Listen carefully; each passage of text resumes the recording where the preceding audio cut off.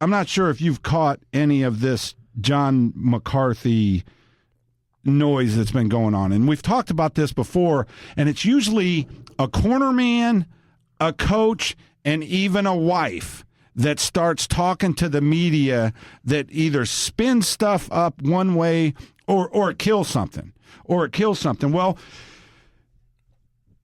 you didn't talk about the Tito fight on the show, and I know that was hard for you. You also didn't talk about anything about that fight until Tito came out and said, "Hey, I offered to fight Fedor."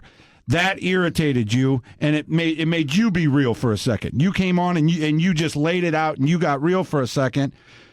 And then out of the blue, John McCarthy comes out and says, if he said tap, he must have been talking to a different dimension. And I'm like, A, why is that news? And B, John, what point in your daily life did you think that was something that you need to put out there?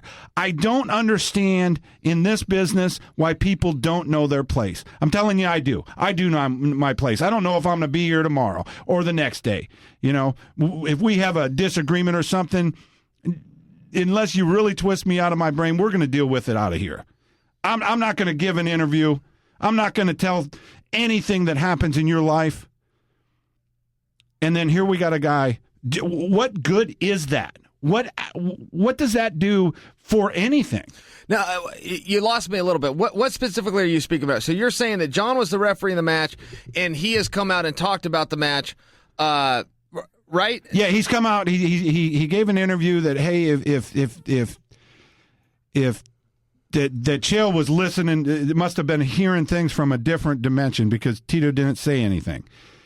Then he backs that up 3 days later with a tweet that says the same thing. If Chael was hearing things, he was hearing things from a third dimension. Yeah, I couldn't possibly care less if John wanted to weigh in on it. But I do understand your point, and it's really hard to be this close, to any kind of notoriety, whether you wanted to call it fame or exposure or whatever word you wanted to use. It is very hard to be that close but not be the guy. And if there's a camera on and there's an opportunity and you can get in on a little bit of that, human nature will lead you to do that. And yeah, a referee is, they have a job to do, but it's a very specific and very limited job. And, John hasn't made $1 in this sport for himself or for anybody else, but he's a damn good referee and he's got a place. And I can tell you when John gets assigned to my fights, the first time I ever had John McCarthy, I was excited. That was a big deal. And, I always feel safe when John's in there. I'll hear things about referees just as a whole, not just on John. And some aren't always positive. This guy's the worst ref. And I've never met a bad ref. I just haven't had that experience. Even as a fan where I watch something go on TV, that's a really hard job because you're making a call in the moment, instantaneous. And if you are a half a second late, all of a sudden it's the wrong call. And if you are a half a second early, all of a sudden it's a wrong call. It's just a really hard job. And I can appreciate that from doing some officiating myself just in a wrestling match where you got to hold up scores. I just think it's a tough job. I've never met a bad referee. But I do understand that there is a place. And if you are not contributing to the industry financially, then your part of the industry is very limited. And for me to say he's never made $1 is fair. It's not a slide. And to say he's never made $1 for anybody else. He's not a marketing guy. He's not a guy that can drive a ticket or create a storyline is also fair, but that's the way that it should be. A referee should not speak unless spoken to. He works for a very specific person, which is the executive director. That's who signs his check and that's who assigns him. And if a referee gets out of bounds somewhere, and this isn't even to say that John did. John's got a big problem, which is he said Tito didn't speak. Tito said that he said, I'm good, when I had him in the submission. I said that Tito said tap, tap. So Tito and I both agree that he spoke. Now John's out on an island by himself saying, no, he didn't say a word at all. It's like, John, why you would possibly weigh in when we're doing something here is so far beyond me, I can't understand. But he is a guy that's been on the inside and was forced to look out. Then, all of a sudden he was on the outside trying to look in. If he didn't learn his lessons from that or he wants to go about his career in a different way, man, I got no problem with it. Go out and have your fun. But to your point, there are lanes and there are lessons learned by many guys that tried to overstep and be part of the show, but didn't have the courage or the skills to get in there and be part of the show. Listen, I didn't know you were going to go down that path last week when we were doing that Q&A. You didn't know I was going to go down this path today.